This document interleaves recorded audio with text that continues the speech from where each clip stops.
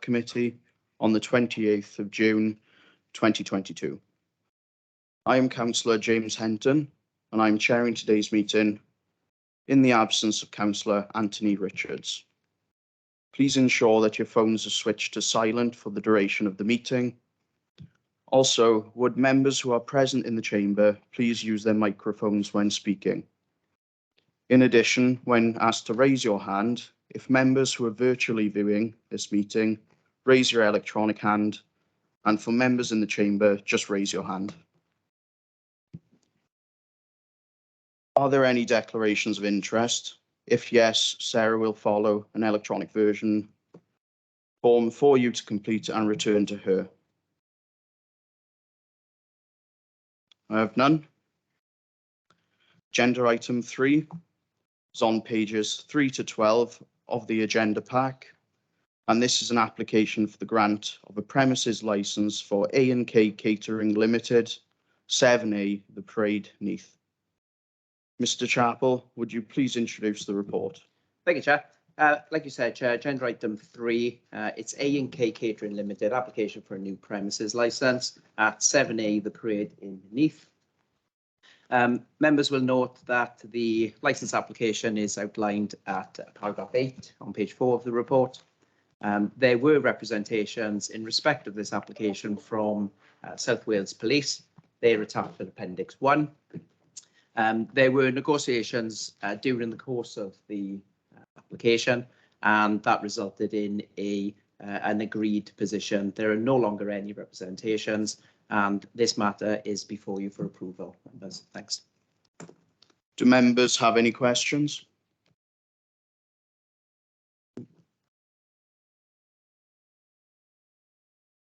Right, we will now go into deliberations. Can all but the members please leave? Sorry, Mr. Chair, before you retire, I was just wondering if I might say, can I just check with the police officer, Nick Bailey, that the conditions as proposed have been agreed by the applicant? Yes, it has. Thank you. And would it be your recommendation, Mr. Bailey, that those conditions are incorporated into any licence if the members are minded to grant that? Yes, Mr. Chair, I'm happy for it to proceed as amended with those conditions embedded in the licence. Thank you, sir. Thank you, Mr. Chair.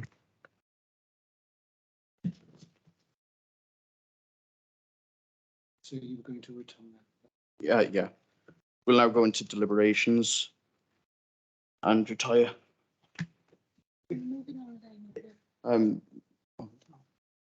Chair, yeah. Comfortable. No. Yeah, I'm happy. Let's be noted, we are happy.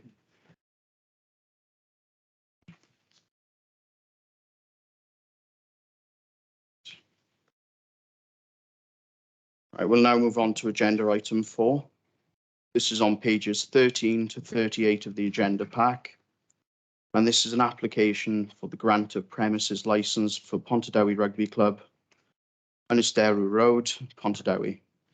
Can I also make members aware of agenda item 4A, which has been circulated as part of your supplementary pack?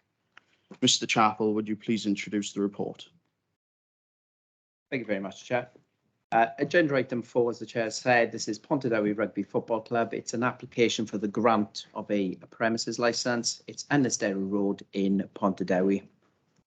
If I can refer members to the report, please, at paragraph 12. Members will note that the licence application is set out detailing the licensable activities and the hours requested as part of the application. There is an omission on the report, members, and that's in respect of the non-standard timings for opening hours and the supply of alcohol. I have circulated an email to all parties. Has everybody received that this afternoon? It was about midday. Yeah. Okay, I'll run through it very quickly for clarification. It's nothing new and it won't come as a surprise to you. Essentially, the non-standard timings for the supply of alcohol and opening hours were omitted from the report before you. The amendment is here. Would you like a copy of it? No, it's your application anyway. I'll read it out. Okay. So at paragraph 12, license application for opening hours, add the following line: an additional hour any Friday, Saturday and Sunday of bank holiday weekends and Thursday to Sunday in August, usually the third weekend, local music festival extension till 2 a.m. And at paragraph 12, license application for supply of alcohol, add the following line: an additional hour for any Friday, Saturday and Sunday of bank holiday weekends and Thursday to Sunday in August, usually the third weekend, local music festival extension to 1:30 a.m. Did you have that, members? You had that? Yeah, great. Members, there were representations in respect of this application, and they came in from the Environmental Health team, the Legal Regulatory Services team, being the licensing team, and South Wales Police. These representations are attached at Appendix 1, 2 and 3 respectively. In addition, there was one representation from a other person. That was a Mr. Nigel Thomas of 10 Annistero Road in Pontardawe. Mr. Thomas has indicated that he would not be attending the meeting today, and therefore members will need to take his written representations into consideration when determining this matter. Members should also note that there is currently a club premises certificate that's in force for Pontardawe Rugby Club, and that is currently what the club operates under. And this authorises the supply of alcohol to bona fide members and guests, and also authorises both live and recorded music. The recommendation today, members, is that this application is determined after hearing all submissions. Thank you, Chair. Thanks, Neil. I will now move on to questions to the Legal Regulatory Services Manager. Questions may be put to the Legal Regulatory Manager or any legal regulatory officer who's not designated a responsible authority in the following order: A, the applicant's representative; B, all responsible authorities. This includes South Wales Police, Environmental Health, etc. For the avoidance of doubt, each and every responsible authority will be allowed to ask questions. C, ward member, if present. D, any interested persons. E, subcommittee. F, legal services.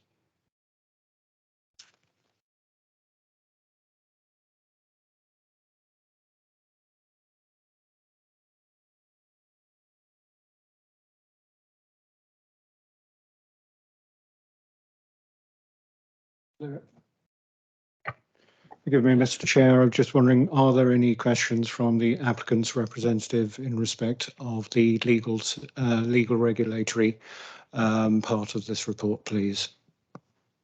That's fine. Thank you. Okay, so thank you. Then we have the response. Forgive me, Mr. Chair. We have the responsible authorities. Any questions arising, please? Nothing from South Wales Police. Thank you. Nothing from the class. Thank you. Forgive me again, Mr. Chair. The ward member isn't present. Any interested parties? Are there any questions from any interested parties, please? And then questions of the subcommittee, if you have any questions in respect to the legal regulatory part of the report, now is your opportunity to ask those questions.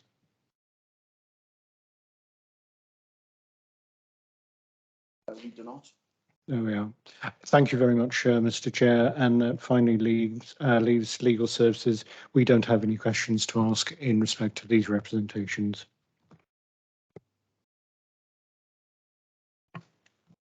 Right. We now go into deliberations.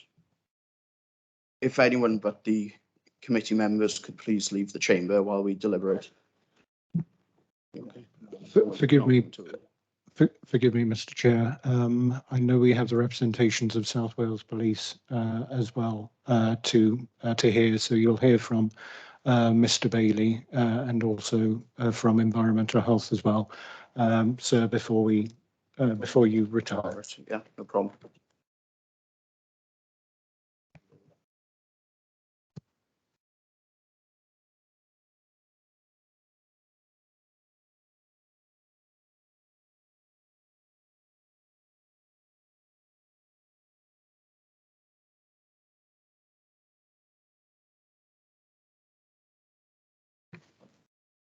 Right, we now move on to applicant submissions. The applicant's representative will be invited to address the subcommittee. Okay, thank you, members. I've got a pre-prepared speech and a statement here rather on behalf of the committee of Pontypridd RFC. This is on behalf of them, not the individuals present, although we are obviously representing them. Good afternoon, members, and thank you very much for the opportunity to speak today as representatives of Pontypridd RFC in support of our application. By way of introductions, I'm Ryan Thomas, so I'm the treasurer of Pontypridd RFC. I've been on the committee for 25 years. I also played for the club, youth and senior level, so I've been involved with the club for a very long period of time. Just a bit of my personal background. I've got a local government background. I work in planning myself as a planning services manager. I've also served as town councillor.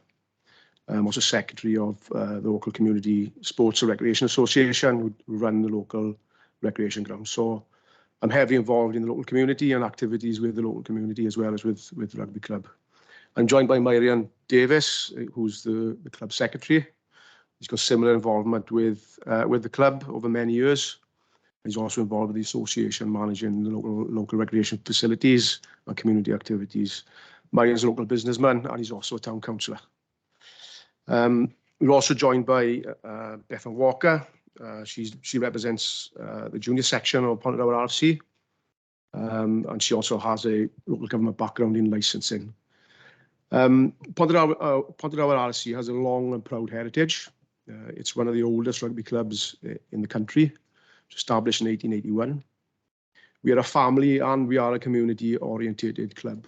We're managed by volunteers via the General Committee, and we're supported by a whole host of volunteers with the objective of promoting the well-being of our community through the development of mini, junior, youth and senior rugby, sports and activity generally, and broader community activities. So we see ourselves very much as part of the local community. We support and promote strong core values: teamwork, mutual respect, enjoyment, discipline and sportsmanship. And we demand high standards of behaviour. Any breaches of our adopted code of conduct, whether by members, players, parents or visitors, are treated seriously and dealt with by the General Committee. Although such incidents are very few and far between. We're not a pub managed by absentee landlords for profit. We are a well-established and respected rugby club managed by the community for the benefit of the community. We built our current premises in Annistera Road over 40 years ago. And that was then followed by the leisure centre, Cwm Comprehensive, and the sheltered accommodation at Riverside Court. I must point out, Riverside Court was designed and built with the rugby club in mind, having habitable rooms to the front of the buildings facing into the courtyard, bathrooms, utilities to the rear, facing the rugby club car park to mitigate any impacts from activities at the club. Over the past 40 years, we have gradually developed the facility and its grounds as finances have allowed. With grant support from Neath Talbot in 2013, we developed a safe and accessible mini play and training grass surface and community space behind the clubhouse to promote sport, recreation and community activities. Since then, we've run many and promoted many community events, including the Pontypridd Carnival, the Ponty Proms, the Ponty Festival, Fives Display, as well as providing a venue for charity groups, events and fundraisers. More recently, with grant support from Welsh Water, we built a child's play area and climate frame in the grounds. So again, to reinforce our family orientation. During lockdown, volunteers renovated the interior of the club, built a commercial kitchen, and we introduced a cafe to promote greater use of the premises during the daytime, which has proven highly popular with parents with young children, given our accessible car park and facilities on offer. We're also home to Pontypridd Bowls Club, Llandasi Cricket Club, sorry, I've lost my point, Swansea Valley Pigeon Club, Armor Valley Racing Club, and a range of voluntary organisations and charity groups. The reason, therefore, for submitting this application at this time, in a period of COVID recovery, is to allow us to open the club up and its facilities to a wider spectrum of the community and develop further the club as a community asset. During our 40 years at Untitled Road, we've enjoyed a good relationship with our neighbours at Riverside Court and beyond, with many residents using the clubhouse. To our knowledge, and I know there's some present today, but to our knowledge, we've never received any complaints from residents and have never had any issues with antisocial behaviour, crime or disorder necessitating police involvement at the club over the 40-year period. We're obviously therefore quite disappointed with the objections received relating to antisocial behaviour and criminal behaviour, which we don't accept as being associated with the clubhouse. To our knowledge, for the last 30 years, we've received little contact from environmental health officers regarding nuisance. It appears to us it's only very recently and during the processing of this licence application that we've had officers focus on the premises, despite the apparent lack of complaints from our neighbours over a considerable period of time. Whilst the objection from environmental health does not provide any information to inform the reasons for objection, we have reached out and invited dialogue to get a better understanding of what mitigation could be put in place to address any recent concerns that they've had, but we've not as yet gained any clarity in that respect. We were not aware of the issues presented at Appendix 1A relating to the visit on the 14th of May until the publication of the report. We are, however, and will always remain open to dialogue from any party, whether they be officials, from the council, the local community, and so on.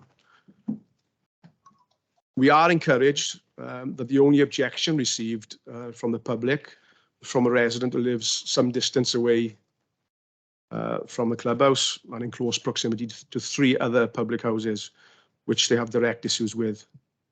There are well over 100 residents living between the club and this property who have not raised any issues or objections as part of this application. This we consider reinforces the fact that we have been and continue to be good neighbours. Turning to the detailed individual representations received, we would comment as follows. We acknowledge the concerns of the senior legal regulatory officer and can confirm that it was never our intention to apply for late night music outside the premises. Regrettably, the application form does not allow for times for indoor and outdoor music to be differentiated. And in this respect, we accept that late night music outdoors and the sale of alcohol outdoors would not be appropriate on a day-to-day basis and could lead to unacceptable noise and disturbance over a protracted period.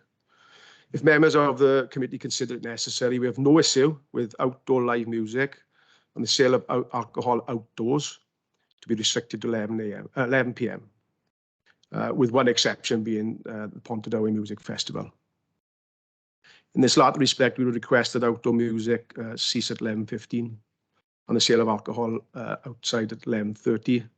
This would allow some flexibility for music to wind down and allow a managed dispersal of people from the venue, as bars indoors are unlikely to accommodate the volume of people at the venue at the end of the night.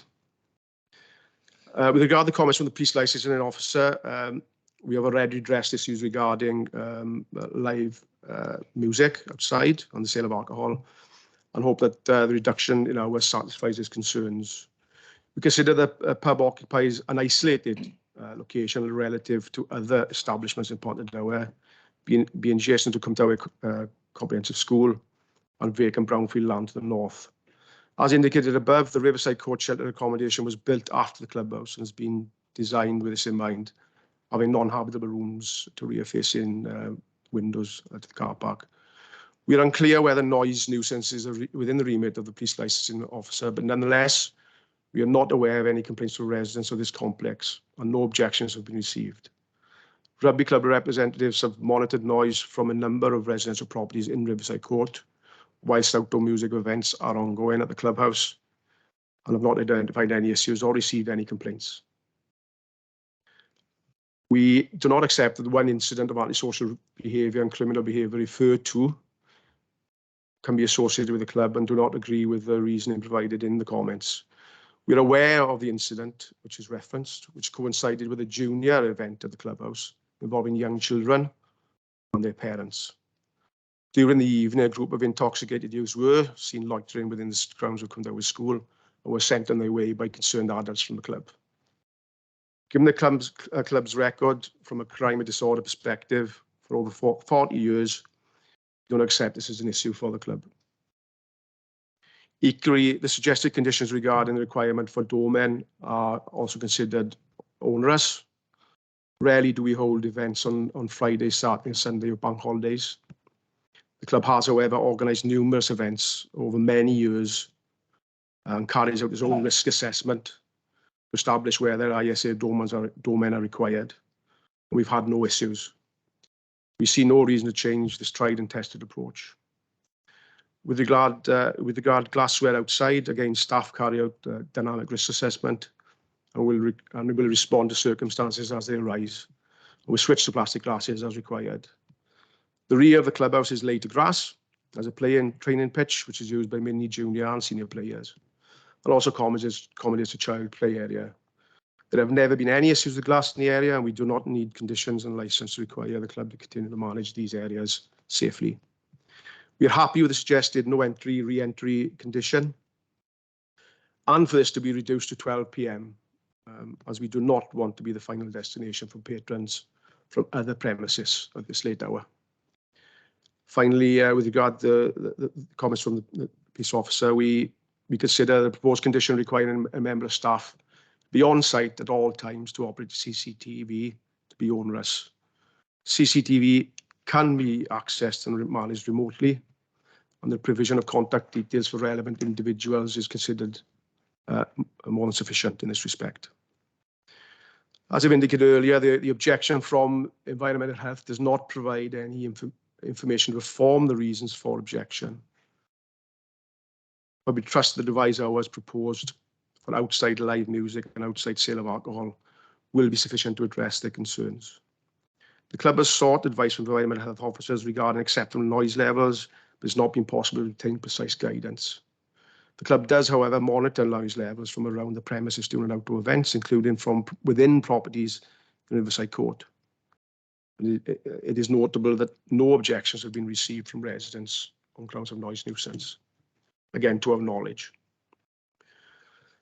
Finally, with regard to public objections, again, it's notable that no objections have been received from immediate residents. The one objection received was from a resident who lives some distance away from the clubhouse, in close proximity to 3 public houses.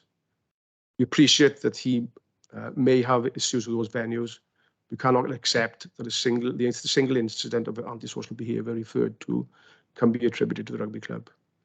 There's no vehicle access to the clubhouse from Monasterial Road. The club already has a club premises licence to 12 p.m, so we are unclear in what respect the club has allegedly breached its licence. No issues have ever been raised by Mr. Pugh with the club, even though club representatives are well known to him and his family.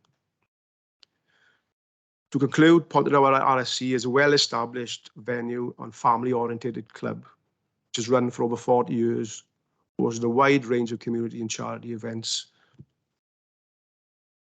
The purpose of this application is to allow a much broader spectrum of the community to access and enjoy the facilities it offers during a period of COVID recovery, and to allow the club to develop further as a community hub. We acknowledge the concerns raised regarding outdoor licensing activities at the late hour and are content to reduce these to 11 p.m. as requested by the Senior Legal Regulatory Officer, subject to some latitude once a year for the Pontardawe Festival. I trust, therefore, that on this basis, members of the committee will approve this application. So that was a statement on behalf of Committee of Pontardawe RSC.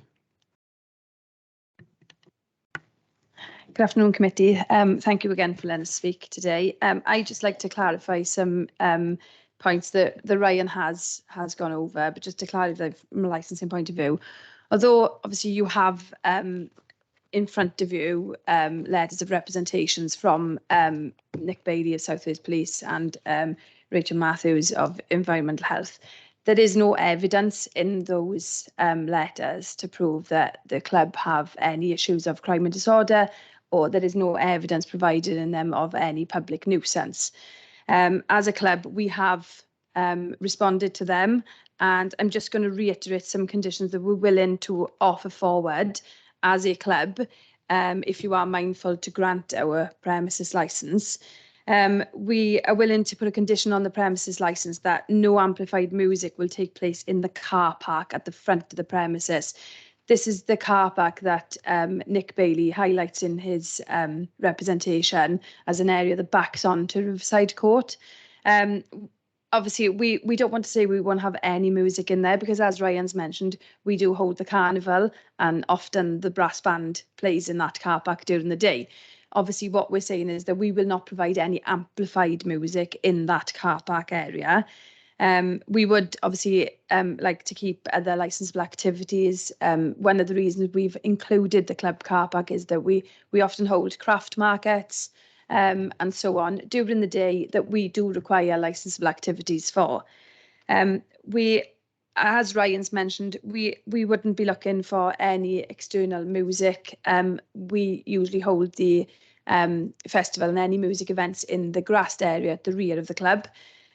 We wouldn't be looking for them externally after 2300 hours. Obviously, we are asking for one exception, as Ryan's previously mentioned, of the Pontardawe Festival. And in all honesty, the only reason we are asking for that extra 15 minutes is a buffer, as a few years ago, we ran the festival under temporary event notices, and the event did run over by only a few minutes. I think it was under 5 minutes.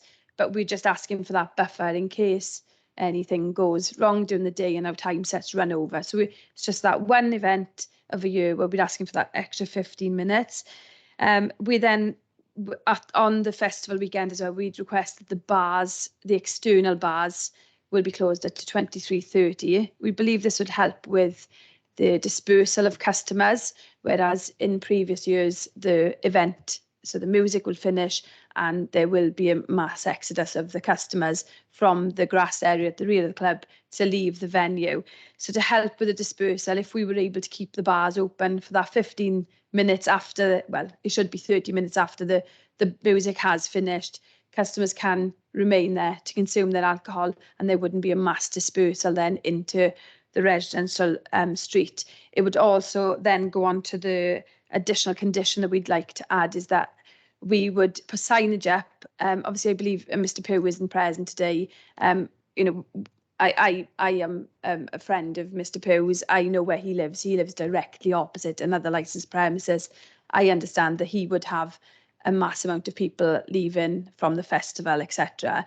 So what we are offering up is to put signage up at the end of the car park to request the customers leave our venue via Parc Anistero Road, instead of going down to Anistero Road itself. Asking for that buffer time would be able to let volunteers of the club to steward that area and ask them to obviously leave in the opposite direction. So we'd offer up that condition that we'd encourage with signage and staff that at the end of the licensable activities, customers would be encouraged to leave the premises via Parc Anistero Road, and that obviously would be on a daily trade-in. Obviously, we don't have enough staff to provide people to marshal people through the whole operating hours, but at the end of close of business, we would encourage customers to walk away from Anistero Road, and then that is the road that leads behind the Riverside Court complex as well. As Ryan pointed out, the door staff condition suggested by Nick Bailey, although we put a door supervisor condition into our application along with risk assessment basis. So obviously, if we have an event, if we know that we're going to hold some sort of entertainment and we're not trading just as your usual rugby club, then we do risk assessment and we will employ SIA registered door staff. Obviously, Nick Bailey has requested that these door staff are put on every bank holiday. If there were to be an event on a bank holiday, we would risk assess it and we would put on a door supervisor. However, by conditioning us to have door supervisors on a bank holiday, it means if we just be in our local rugby club that has 6 members in there on a Friday of a bank holiday, we then have to put door staff in place, and obviously that would come with a cost that we cannot provide that. So I'd request that if you're mindful to grant the application, that we do stick to the original condition that is a risk assessed condition, and there have been numerous occasions where we have provided door staff for the events. Again, just to reiterate Ryan's point in relation to the CCTV condition, Mr. Bailey has requested that a condition is added in relation to CCTV, and that somebody will be in the club at all times able to work the CCTV system. Unfortunately, this is unrealistic, as we would keep the CCTV to senior members just to protect the club more than anything. You know, from a club point of view, if there's any sort of issues with staff, you know, we don't want to be providing them with access to the CCTV. We would be monitoring our CCTV remotely, and there would be access. So what we're asking is that the condition remains that access will be provided, and that we will add the contact details of people with access to the CCTV system will be available in the club, and one of the senior members of the club would be able to provide that CCTV without a delay.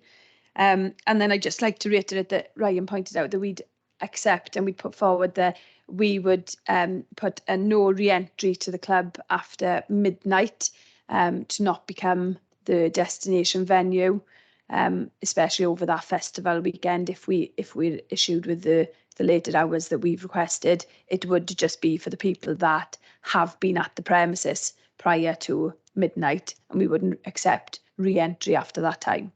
Thank you very much. Thank you. Can I ask people attending in the public gallery, could you please make sure your phones are on silent or switched off? Nice. And also, I'd like to apologise as well for some of the errors I've made. This is not only the first meeting I'm chairing, but it is also my first ever council committee meeting. So I've been thrown in the deep end of it with this one. Anyway, I'll move on now to questions to the applicants. Can I have questions from the Regulatory Services Manager, please? Oh yeah, sorry. Thank you, Jay. I know it's a mouthful. Just a very few quick questions, if I can. I note that your existing club premises certificate, the alcohol hours and the closing hours, they're a half hour less than what you've gone for now. Any reason why you're looking at extending those hours into early hours of the morning? There's no plan to use those additional hours. They are just there as a just in case. The club are planning on running as we are running at the moment. They are just merely obviously opening up to the premise. The premises license means that we can have members of the public in. You know, we can hire out function rooms for events, and if we have that little bit extra, then we can offer that. You know, but the club is to remain trading as the club is currently trading, just with the premises license. Okay, thank you. And I know you've clarified some of these amendments a few times, but just for members' sake, just to make sure that we have these and everything's right. Outside music, live music was referred to by Mr. Thomas, 11 p.m. Does that include recorded music as well? Yeah. So live and recorded music outside until 11 p.m. And alcohol, the bar outside, 11 p.m. as well, apart from the festival. Yeah, so externally, live music, recorded music till 11 p.m, except for the festival. Bars to close at 11 p.m, external bars to close at 11 p.m, with the exception of the festival. We'd ask for 11:30 to help with that dispersal. That's right. Thank you. And 15 minutes for the live and recorded music to help with the dispersal for the festival only as well. Yeah, festival. Not bank holidays, just the festival. Yeah, just the festival only, please. Thank you. There was a re-entry condition for 12 p.m. a.m. And then there was a couple of conditions. You offer no amplified music provided in the car park area. That's amplified, not relating to unamplified, because for the things like brass bands and things. No external music in that area after 11. And signage asking people to use the Understero Park Road, which I assume, I'm not completely familiar, but I'm assuming that's away from Yes, so it'd be the residential road. areas. Yes, it'd be the road that would head towards Cumtower School and round the roundabout Yeah. towards the shopping complex, Lidl, so on. And then the other issues in relation to door supervisors and CCTV, I'll leave that now for the police licensing officer to comment on. Thank you, Chair. Can I have questions now from responsible authorities, please? Mr. Chair, I represent South Wales Police. The applicants and their committee members have made some considerable concessions in relation to what was originally applied for. I would like to address a couple of their points. Firstly, going to the opportunity for no amplified music outside in the car park. I would welcome that, be very happy with it. I would question the timings for outside music for the festival. My reasoning would be that the festival is run in Pontardawe on temporary event notices, other than premises that have conditions allowing them to utilise outside areas. In years gone by, and we are talking many years ago, it became very unregulated, very problematic, and many years' work was put into obtaining an agreement by consent of all the operators that their temporary event notices would finish at 11 p.m. for all outside licensable activities, unless their premises license specified sale of alcohol could go on beyond that. My concern, and I appreciate at the meeting we had with the members of the committee, they expressed and gave a reason why they would like the 11:15 for amplified music in case something ran over. My worry, A, is if they're planning for an 11 o'clock finish and they run over, then their plans are not working very well. But secondly, we then would be faced with the prospect that every other venue that operates during the festival, as I'm sure you're aware, a temporary event notice is not an application, it is a notification of what will happen. But every other festival will then say, well, we're going to finish at 11:15 as well. And once that first step has been taken, my concern, and I think it's justified by the amount of problems we've had historically with music late into the evening, which I'm sure colleagues from environmental health will confirm, that this will just become later and later as temporary event notices, and our only option then is to object to them and bring them, each and every one of them, before the committee for you to decide what is an appropriate finishing time. In terms of the comments with CCTV, I can deal with that one next. I think that's very well-meaning. However, I don't think it is a particularly onerous task to have members of staff who are trained to use a CCTV system. I don't believe with any system that I've seen used that would require an outside provider to come in and train staff at a cost. If the applicants are saying that they would rather not train their staff because they worry, and the inference I took, and I apologise if it's not what they intended, is that they don't trust their staff enough to use this CCTV system, then that itself would be of a concern to me.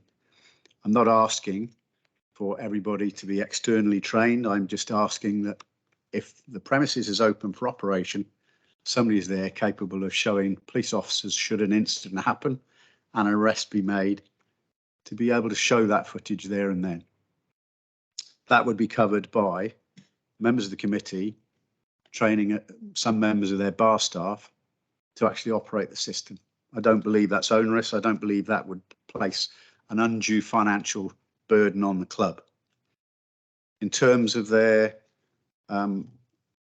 comments on the use of door staff,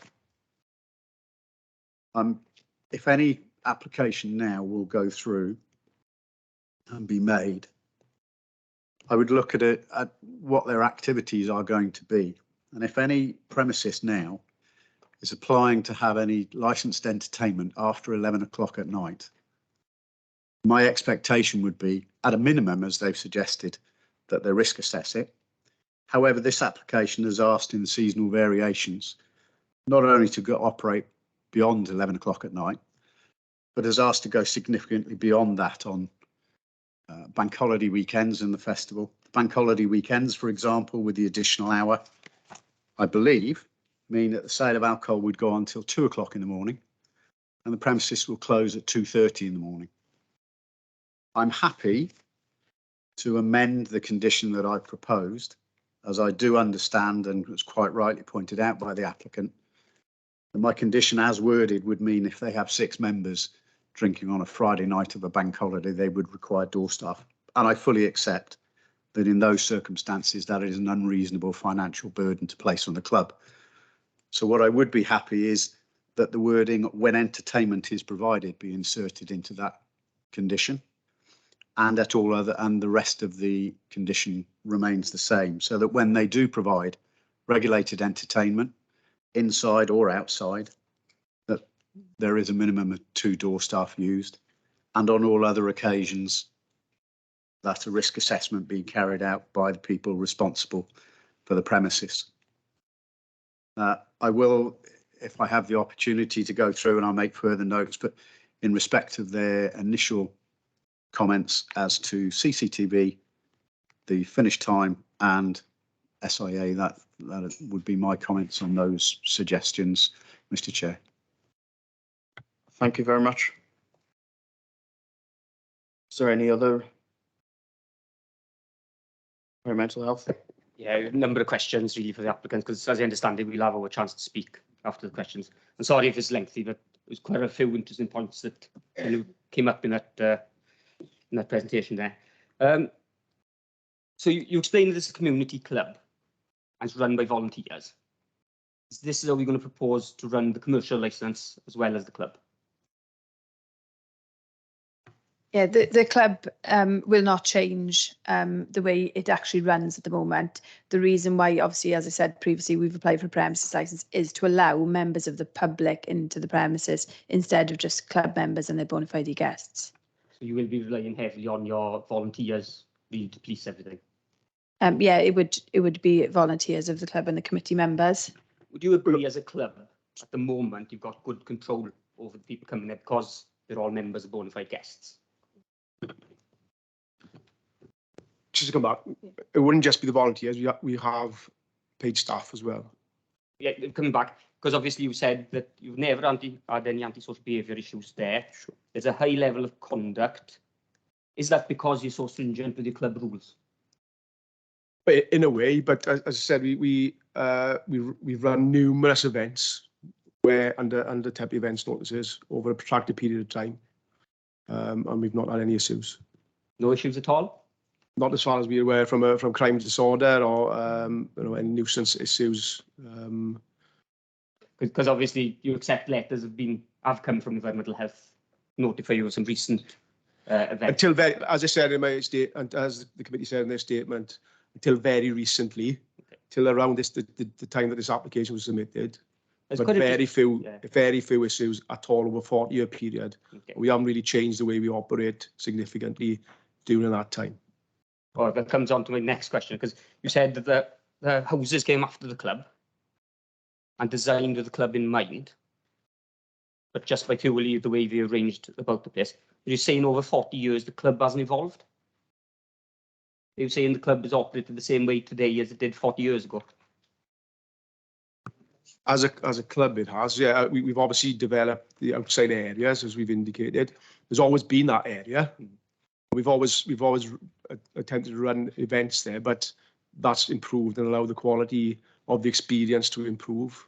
And as I say, that we built the pitch at the back with grant support from Neath Talbot Council as a pitch and also as a community space. So for 10 years, almost 10 years, we've operated in a very similar way to the way that we've operated now. Because I think this is the point I'm saying. Things like temporary event notices, extended hours, obviously weren't there 40 years ago. So the operation of the club must have evolved and changed over the years. So what the houses may have been designed for is not what's actually there now. Sorry, can I just jump in quickly? Obviously, when we're saying that we haven't been provided with anything, what we're saying is that we haven't had any evidence, dates and times of any incidents of complaints, public nuisance, or any crime and disorder. That's what I was getting to in my submission. Yeah, that's fine. I accept that. And I think I'm getting that. We can't say the houses were designed for this club in mind, because the club has changed over the years and what it's wanting to offer. Same as the outdoor entertainment. That's not what the houses were developed for in mind. So I don't think it's right to be making the statement the houses were designed. Yeah. I'm from a planning background. As you know, I'm a town planner for over 30 years. And the issues we consider in terms of a residential development next to commercial properties haven't really changed significantly in that period of time. You would have considered perhaps you've got better acoustic technologies now to deal with noise nuisance. But when you develop when you build residential properties adjacent to a commercial premises, you must take that into account as part of the planning process. And the sort of mitigation and the impacts would have been, and it has, I mean, in physical terms, it's quite obvious that it's been designed with this back to the rugby club. Completely agree with you, and I think it's a valid point. However, when they were built, I suggest that probably a licence only allowed you to go to 11.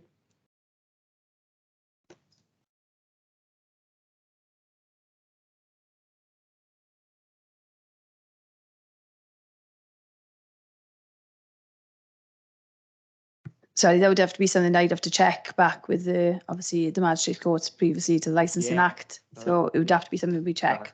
And I think that's the point of getting at. The Licensing Act brought in amendments to how pubs traditionally operated, and I think that's the point of trying to draw out of that. I was interested in this. You haven't received clarity about it, because can you confirm to the members that I attended the meeting down the club with the police, and you asked for advice and guidance? Can you also confirm that I suggested, when you were talking about going beyond 11 for the 15-minute wind down, that my suggestion to you was that you shouldn't be going beyond 11 because that's the sensitive hours and you should be trying to achieve inaudibility. And the recommendation was to finish 10:30 with a wind down to 11. That doesn't seem to be form part of your application going forward. Can that be explained? Yeah, I can explain that. Obviously, yeah, I can confirm we did meet with you in the club. And yes, your advice was the 10:30. In response to your 10:30, obviously the live music deregulation is 8 AM till 11 PM on premises allowed to sell alcohol. And that is obviously, is nationwide. So it's a deregulation. So as a premises, we could have live music up until 11 PM without any licence in place. And obviously we discussed that during the meeting. Just like to obviously during that meeting, we discussed obviously the stage positioning and asked for some guidance and advice. And we were having an event over the Jubilee weekend, and I requested that if we could had some assistance with stage positioning and where obviously the music was going to, what properties the music was going to affect over that weekend. And obviously your response was that unfortunately with the event that was on in Margam, you had no officers available.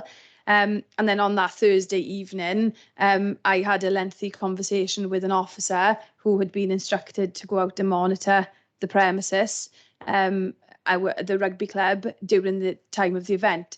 I was there for the whole event. Myself and Myrion walked into Riverside Court to monitor the noise levels. We also, because of the staging positioning, we walked away from the club past Cwmtawa School, over towards the Swansea Road area. Once we were over there, because obviously this position of the stage had moved, whilst we were over there, we did agree that the music was audible over there. So we went back and we asked the performers to turn it down. So we were doing a dynamic risk assessment during the course of the event to obviously turn the music down. And then at the end of the event, obviously I had a lengthy conversation with, sorry, I'm not sure what officer of environmental health it was, but he had been sent out to monitor it. So in a way, yes, we asked for help. We asked, could you monitor or give us some guidance from our stage and positioning? We're told that you didn't have anybody available yet. I had a lengthy conversation with somebody on the night who was there. I don't accept that. That's not what you were told. But it was explained that we wouldn't do that side of things. That's what consultants are for. And I think the advice that I gave you is that if you needed that type of independent advice, you'd have to get a consultant on board. We can't do the enforcement and be issuing you the guidance and acting on consultant behalf. So I'm sorry, I don't accept that statement. So, let's have a look here. So a lot of the talk is that you're going to utilise this premises licence. Rarely. So can you just explain why you're not happy to use the temporary event notices?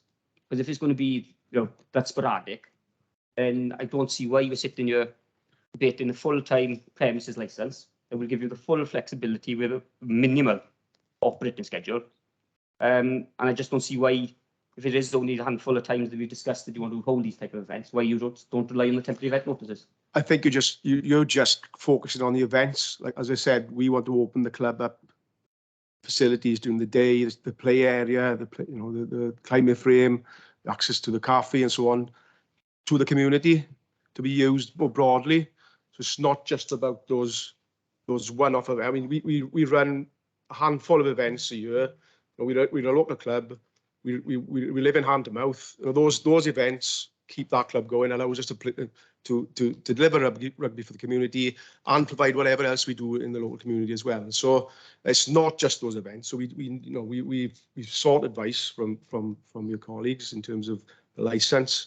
We consider this is the best way forward in terms of allowing us to develop onto our RFC more of a community hub and allow more people in who can use our facilities rather than just members and visitors and so on, without being, we want to do it right.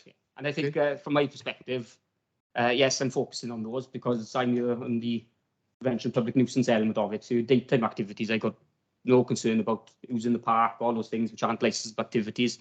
So my focus will be on these things. And like you just said, now you're only going to do these events on a handful of times a year. So it sounds as if you've got ample opportunity to use temporary event notices for it. But obviously, yeah, I understand. Obviously, yeah, we could use temporary event notices. Obviously, temporary event notices then need to be submitted within the time periods requirement. So if we had a last minute request for an event, we wouldn't be able to put that event on. As Ryan just said, it is, it is what keeps that club ticking over. And again, yes, you are focusing on the event side of it for the public nuisance, but unfortunately without the premises licence, we can't trade to our full potential with it not allowing non-club members or bona fide guests into the premises. It really comes down to the point earlier that I was saying this club is evolving into a traditional licensed premises almost. You can look at it both ways. Yeah, we want to be able to open up. It's not even for licensable activities. It's to allow people in to use a cafe and a play area. The cafe offers, after school dinners for children for £1, so they can come down after school, have their dinner, and then play in the park. Unfortunately, without the premises license, we can't allow non-members into the premises. So yeah, we would like to open it up, but it's not just for licensable activities. Just to be clear, we are a rugby club. We have a constitution. We will run the club under that, under our rules. I'm glad you brought that up, because that seems to be a kind of a key point that's been referred back to the rules of the rugby club. But once it becomes a premises licence, you'd have people there who aren't members and aren't bound by the club rules. So for yourselves and anybody else, it may be useful to explain to the committee how you're going to police that, when you're going to say, well, we're running under the club certificate, and when we're running under the premises licence. I don't agree with that, really. I mean, we could set the standards of our customers, whether they're members or not, regardless. I think that's regardless, really. We expect, and we do now, we have visitors, we expect them to behave themselves in the way that we would expect our members to behave. So, we can set, any premises sets sort of standards, isn't it, in terms of the conduct of their customers. And quite often it's down to the tolerance of the landlord. Yeah, I'm just thinking. We've got a clear, when we have, let's say we've got a long tradition, we've got clear rules, and the vast majority of people, for a considerable period of time, adhere to those, and they understand the position. So I'm not. I don't think for 1 minute the day we get, if a license is granted, there's going to be hundreds of thousands of people wanting to come to the rugby club, because that's just not the case. I accept that. It's just that because it was pointed out how strict the club is, I would have thought that that's probably one of the key reasons why you don't have any. I think you said you never had antisocial behaviour issues there, but obviously you've explained that, and that's for the committee to wait. Sorry, do you mind if I just clarify your point? Sorry, just in relation to, obviously, as I've said previously, the club is not going to change, although there is a procedure to get a premises licence to allow members of the public in. The club day-to-day running is not going to change. The club rules will still stay. In relation to people coming into the club, it is still a rugby club, and as far as the committee and as far as the club runs, we will still run to our club rules, and it will still be a rugby club with club members still attending there. Your club members that aren't on the committee, they're not going to know any difference between the club yesterday and if you are minded to grant a premises licence tomorrow. There will be no change to how the club is run. It will still be a members club. I just find it intriguing that we're playing for all these extra things, but the club's not going to change. Because as you previously said, we've run them on temporary events before, so it takes away when we run temporary event notice, we're a temporary event notice, you can have members of the public there. So when we've run events, they have been on temporary event notices. So what we're saying is we want a premises licence to be able to run the events that we're already doing on temporary event notices without the need of temporary event notices. However, to make the club a more community-based premises, we would like a premises licence so that we don't have to submit temporary event notice. Obviously, temporary event notice cost each time you apply for a temporary event notice is £21. And, it doesn't sound like a lot of money, but if you're having to put them in for every event that you want to take place, whereas we have looked at it and gone, if we get a premises licence, we can cover all those things without having to apply for a temporary event notice. So yes, you're saying the club isn't, we're saying the club isn't going to change, but it's not. The events that we've always had on temporary event notice will continue, but on a premises licence if the committee are mindful to grant it. Let's not forget, and with the ability of doing it as and when, really, without doing the temporary event process, you will have the right to do these events both. Yeah, there will be no restrictions on how many events, but that is as per any other premises licence. But being realistic as a premises, it's not going to be every day of the week. It's not going to be every weekend. At the moment, we can probably say we have possibly one event a month, if so. There's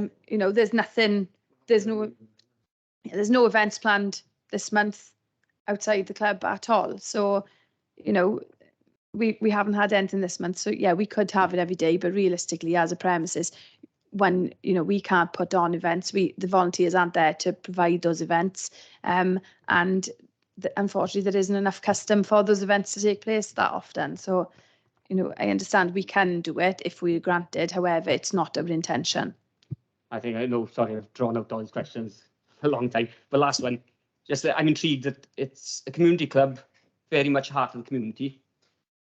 So what have the club done actively then to get the views of the committee? Because quite honestly, there's a number of people who've turned up today with interest in this because of concerns, what's gone by and what's going to go happen going forward. So just wondering, is there only a certain part of the community you focus on, or is there anything else that you do as this community club to take the views of everybody into account rather than perhaps just the sporting minded of people? Obviously, as Ryan mentioned earlier, we hold a numerous amount of clubs in the premises, and they're not just sporting clubs. On a Thursday night, the disabled club meet in the rugby club. As Ryan mentioned, the local pigeon club comes from the rugby club. It's not just a sporting background. In relation to obviously the residents present, I have spoken to residents previously. I have a family member who lives in Riverside Court, and I have spoken to him.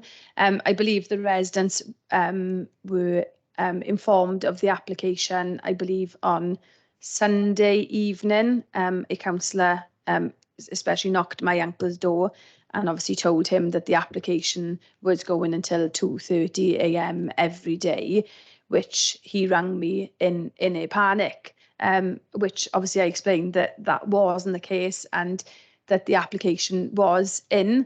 But as Ryan mentioned, you know, we can't outline that we may have an event on a Saturday, you know, the third Saturday in June, for example. So we had to apply for the application as the application form allows. So in relation to obviously the residents present, you know, I did have a quick discussion with some residents yesterday over the phone and explained that we're not looking to change the operation of the club. As I've explained previously, the operation of the club will remain the same.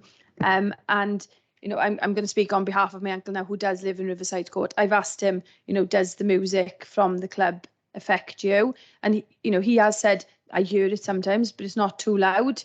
You know, he's okay with it. You know, and that's me speaking on behalf of my uncle who lives in Riverside Court, excuse me.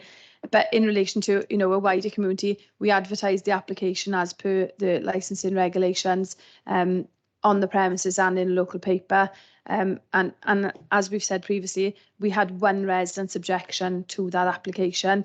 And, you know, I will remind the committee that resident does live directly opposite another licensed premises, and he even refers to the issues he's got with that licensed premises in his representation.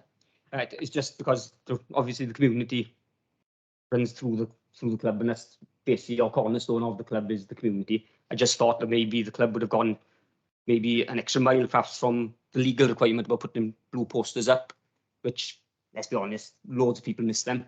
But you know, that was your choice. And I was just wondering whether any sort of exercise like that to engage with your nearest neighbours should have been done. It's not a regulatory function. We've obviously done as per the Licensing Act. You know, and had we been aware of any concerns from Riverside Court, or had any of the residents of Riverside Court discussed the application with, you know, they could have rung the club or anything along those lines from any previous events. We haven't had any feedback from those residents. Had they given us any feedback, we would have obviously met with them or discussed the application process with them. Just to come back on that, we are receptive. We all live in the local community. We haven't been made aware of any issues.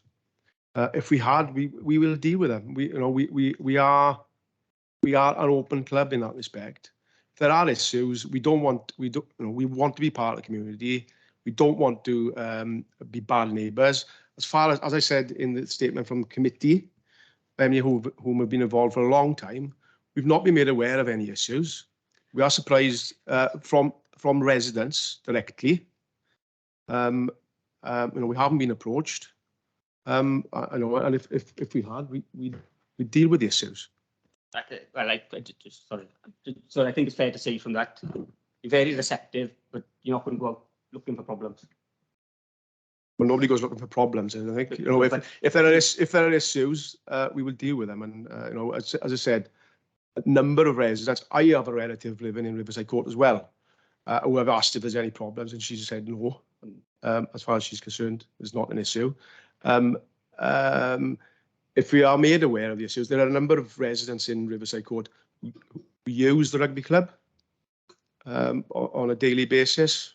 So again, we've not been made aware of the issues, and we're disappointed if there are issues that we're not alerted to them. So pretty much going forward, you've got to come to the club, and the club will address them.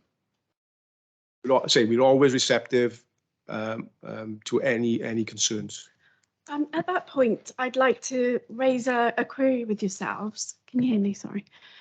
I've contacted you on 3 occasions, and we have had written correspondence with each other about the issues.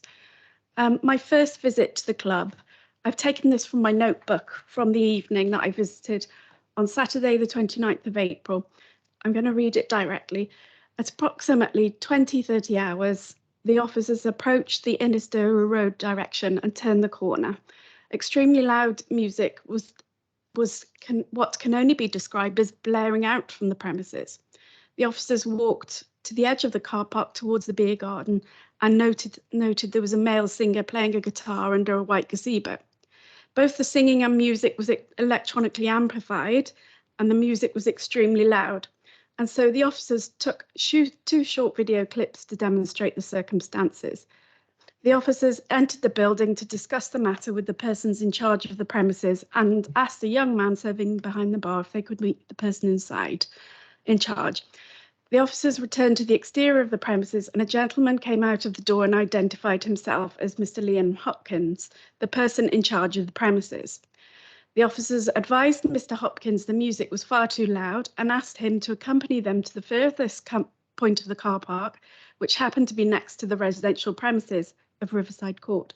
Miss Matthews stated to Mr. Hopkins that the music was far too loud, to which he agreed that indeed it was. Mr. Hopkins advised that the music was going to be ending soon, so there was no need to worry. During the conversation, Mr. Hopkins advised that a temporary event notice had been approved for this event and that there would be a further event the following weekend, which would be a charity event with live music and 300 people expecting to attend. The music ended shortly after Mr. Hopkins went inside to ask the singer to turn off the music. However, within a minute, the music restarted with a new song. Rachel Matthews then requested what time officially it was ending, to which Mr. Hopkins replied, "It should have ended now." Rachel Matthews requested that he arranged for the music to be turned off, which he agreed he would do, but stated the singer would most likely to ask to sing till the end of the song. As the officers were waiting in the car park for the music to be turned off, a further gentleman appeared, strolling towards the officers holding a pint of Guinness. He began talking to the officers, asking what the problem was, and the officers explained. When asked his name, he stated it was Myrion Davis, a director of the company and a committee member. Mr. Davis advised that he thought the music was okay and that it was early in the evening.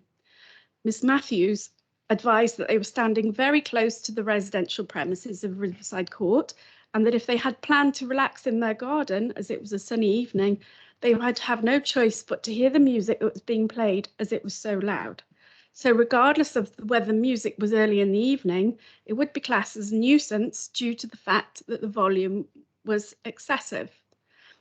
Mr. Davis explained that the club had a temporary event notice for the event and for the following weekend for the charity event, where he advised he expected 90 people to be attending. I advise that under no circumstances should music be played as loudly as this. Mr. Davis pointed to the blue notice on the lamppost and explained there was an application in with the licensing team to remove the club licence and have an ordinary premises licence so that members of the public would be able to attend instead of the arrangement at present, which was that each member could only sign in 3 guests. The times on the application were for 12:30. Forgive me, Miss Matthews. Yeah. Mr. Chair, I'm conscious that This is the direct conversation that we had in the car park, so they are aware of this. Thank you, Miss Matthews. Mr. Chair, I think this needs to crystallise into a question to the applicant, please. That's the first element of my question. The second element of my question is a telephone conversation and an email exchange that I had with Ryan Thomas, discussing the problems that I'd experienced and that other officers have experienced for themselves. So if you would like me to read the content of that email that I sent to you discussing the public nuisance, then I'm happy to do. And also a letter that was written to you stating that we'd received complaints about disturbance from loud music and antisocial behaviour. And a third element of my question is that there's a witness statement from my colleague Ryan Schumark that forms part of the bundle dated the 14th of May, where he states that there are recorded music and karaoke singing till nearly midnight, audible near to the residential premises. So basically my question is, are you not aware of those correspondence that we've had? Because you did say that you weren't aware of any other further problems in your opening statement. No, in my opening statement, I said that we haven't had any issues for 40 years. But in and around the time we've submitted this application, we've had lots of contact from environmental health, which is the case. So that you weren't aware of any other issues that you'd had other than the 14th of May? But No, I said that I wasn't aware. I said that we were not made aware of Appendix A, 1A. We weren't aware that that was an issue. The point I was making was those issues, that was not raised with us. okay. So, yeah.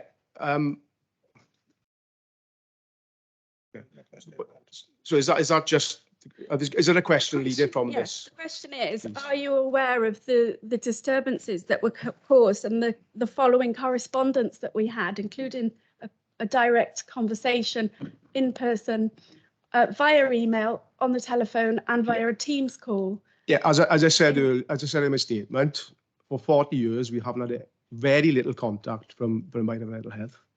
We've run the club, as I said, on a similar basis for many years, and it's only since this application has been submitted, or around that time when we indicated that we would be submitting this application, that we've had correspondence from environmental health.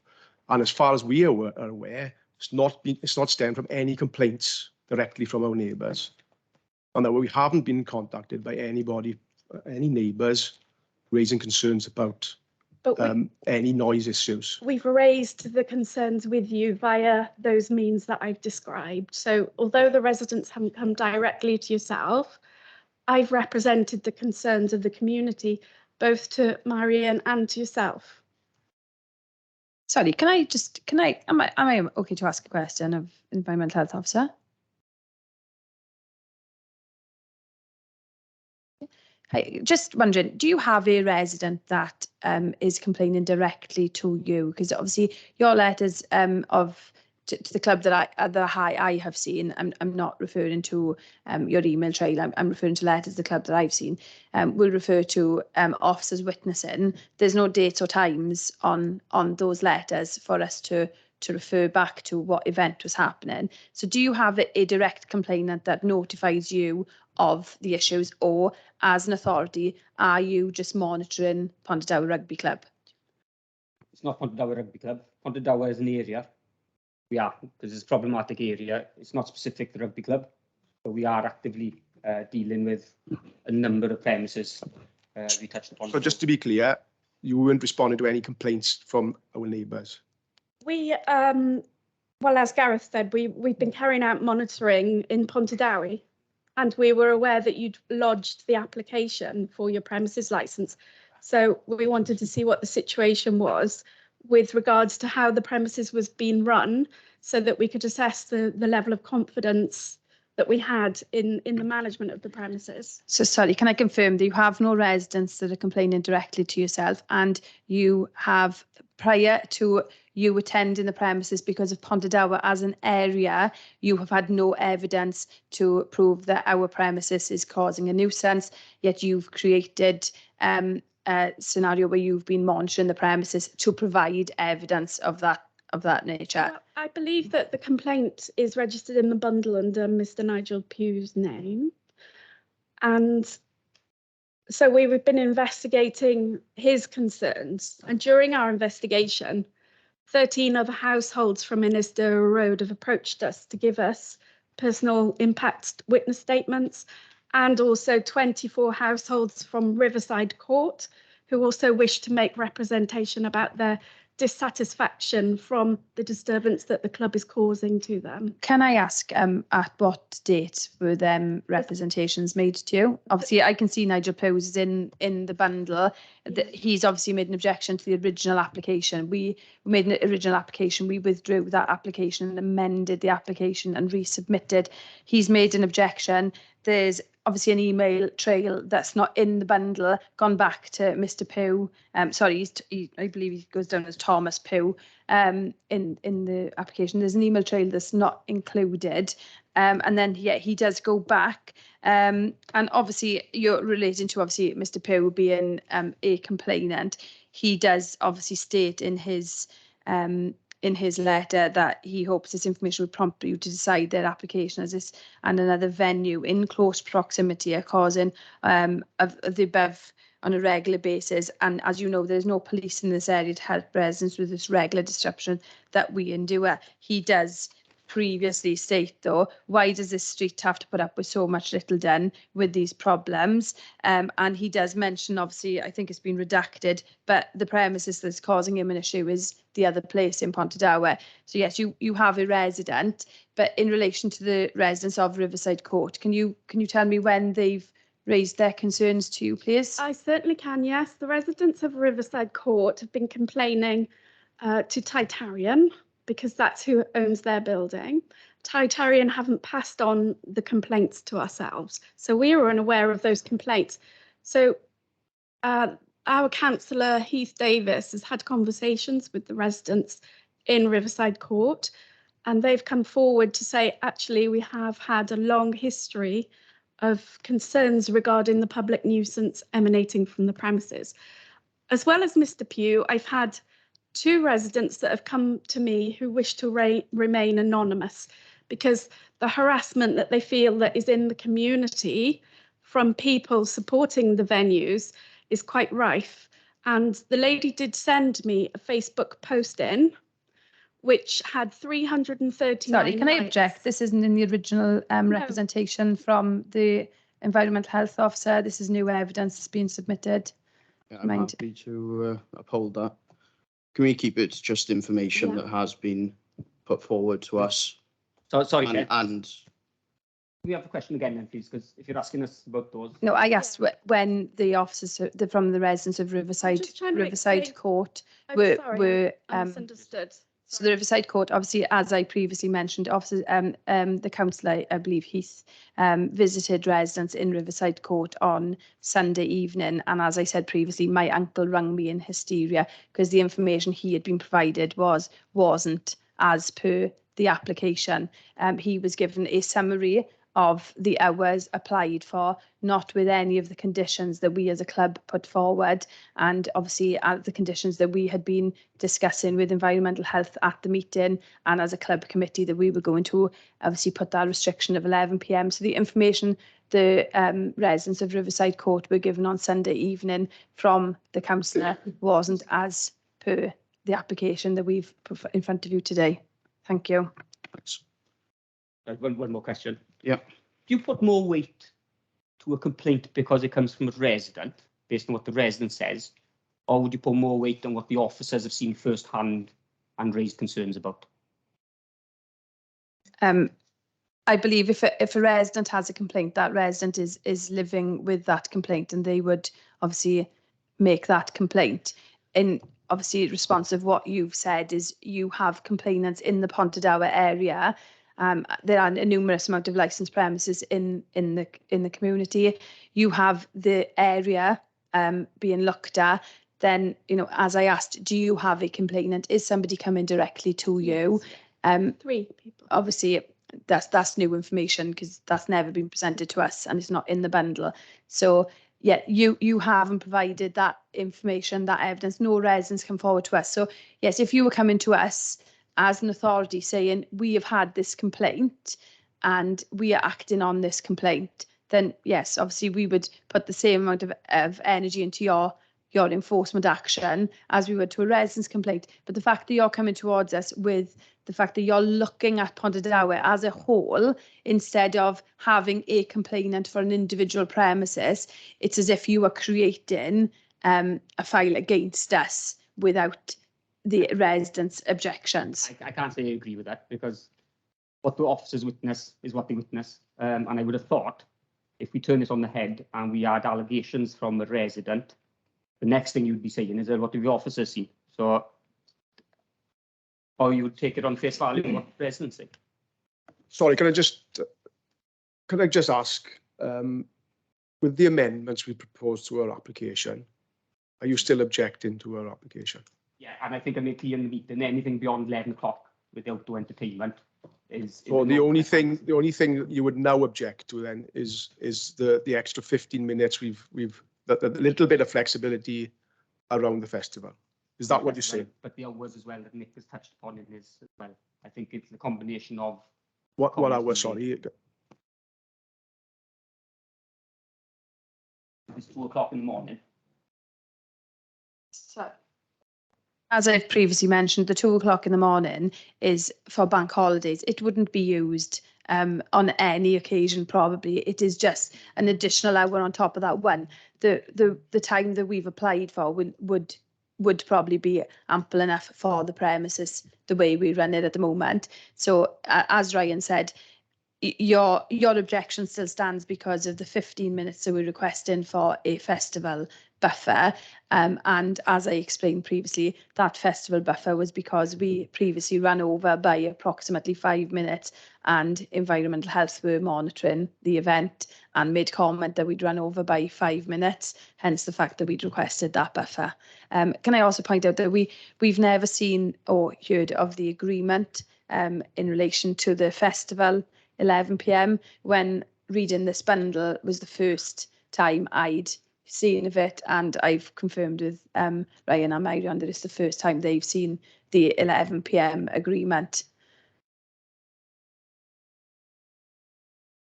Not sure what I can say to that, because a lot of effort got put in with licensing the police and environmental health around that time. If they don't know it, they don't know it. Can you confirm that the rugby club were part of that agreement? All the licensed premises. Can you confirm that the rugby club were part of that agreement? And all premises in Pontardawe. So, Yes. can you confirm which part of the who in the club you spoke to in relation to that agreement? Because none of us are aware of that agreement. I won't be able to name it. A number of years ago. If you're disputing that agreement happened, then by all means, that's your right. Sorry, I'm not disputing the agreements happened. I'm disputing the fact that the club were involved in the agreement. That's what I'm saying. We haven't seen or heard of that agreement prior to this bundle And being the three of you submitted. and the three of you have always been involved with the club, or have you had any predecessors? Or I've been involved with the club for 25 years as a committee member, as a player for 10, 15 years before that. But What we'll do, we'll just move this on because this isn't getting anywhere, and I'm sure everyone wants to get home at some point today. Right, we'll move past board member because obviously they're not here. Are there any interested persons present? No. Right, then subcommittee. Could I ask a question? How many active committee members do you have? we have a main committee, last slide, 14 members. We also have junior committees, subcommittees, or what have you. Obviously, Bethan's here as part of the junior section. So, I mean, I couldn't put a figure on the sort of smaller committees with the junior section and so on. We've got quite a large main committee who meet every week, and a range of as I said, there's probably hundreds of volunteers who assist with the club, from the rugby through the business point of thing. Could I ask as well, just check a question? So if you've got RI in and out the venue, and you might have an 80th birthday party or a 21st birthday party, how are we going to police that? Because if the committee men are not necessarily going to be able to get amongst hundreds of youngsters. We don't encourage 18th or 21st birthday parties. The type of parties we hire the venue out for is school leavers parties, such as my son is finishing primary school next month, parties like that. If there were to be any parties other than, you know, the young parties, any birthday parties, it would have to be a member from the club party, and they'd had to be present at all times. Obviously, as previously mentioned in relation to the door staff, if there is sort of an event that looks like it's not going to be an event that we'd usually have, we would then obviously request that SIA door staff are employed for those events. If there is such an event, we require them to pay for the doormen to cover the event, because we wouldn't entertain it otherwise. Last question for me. On a music festival, there's obviously going to be lots of people there. Do you have extra bodies to help police that as well? And because there's 14 people, might not be enough, various ages and whatever. Yeah, I mean, we do have bar staff. So we've got approximately 10 bar staff. We bring in additional bar staff over the festival. but we have between 6 and 8 doormen throughout the festival period to cover off, depending on the numbers. So, we as we said earlier, we do a risk assessment and we put appropriate measures in place. And from as far as we're aware concerned, we've never had any issues from a crime and disorder perspective or antisocial behaviour on those events.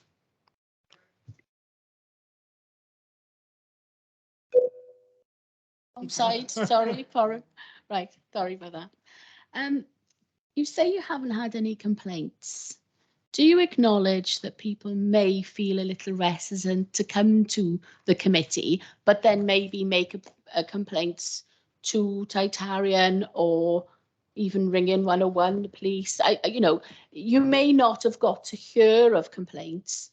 And how would you get a better feel of what was going on going forward if you haven't had any complaints, but then it seems as if complaints have been occurring but they haven't got through to you?